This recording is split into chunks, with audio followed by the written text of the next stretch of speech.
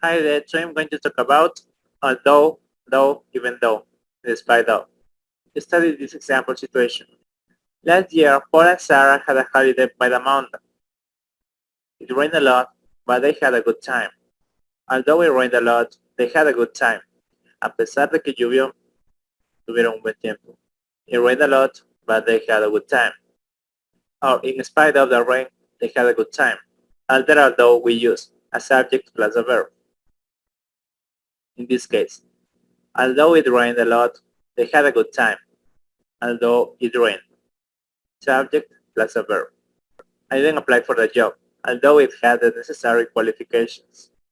Compare the meaning of although and because. We went out although it was raining heavily. We didn't go out because it was raining heavily. Can you see the difference? Although, a pesar de. Because, porque. In despite of the rain, we had a good time. After, in despite of, or despite, we use a noun, pronoun, this, that, etc. Or ing. Despite of the rain, we had a good time. If you can see, we have a noun. She wasn't well, but in despite of this, she continued working. In this case, we have this, in despite of this. In despite of what I said yesterday, I still love you. In despite of what? I didn't apply for the job in despite of having the necessary qualifications. Having. Despite is the same in despite of.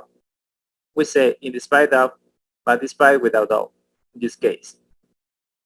She wasn't well, but despite this, she continued working, not despite of. You can say in despite of the fact that, or in despite the fact. For example, I didn't apply for the job in despite of the fact that I had the necessary qualifications, or despite the fact that. The meaning is the same. However, if you want to impress your audience, you can use this word, in despite of the fact that, or despite the fact that. Compare in despite of and because of. We went out despite of the rain, despite the rain, whatever of them. We didn't go out because of the rain. Compare although and despite of, despite. Although the traffic was bad, we arrived on time. Although the traffic was bad, we arrived on time. In spite of the traffic, we arrived on time.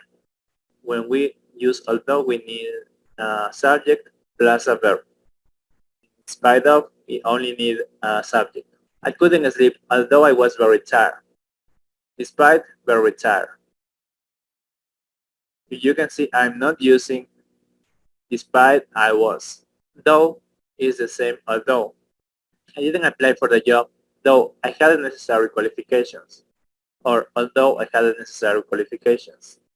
In spoken English, we often use though at the end of the sentence, such as, the house isn't so nice, I like the garden though, but they like the garden.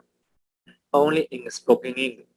Only in spoken English at the end of the sentence. I like the garden though. I see them every day. I've never spoken to them though, but I never spoke to them. Even though, but not even alone. It's similar to although. Let's see.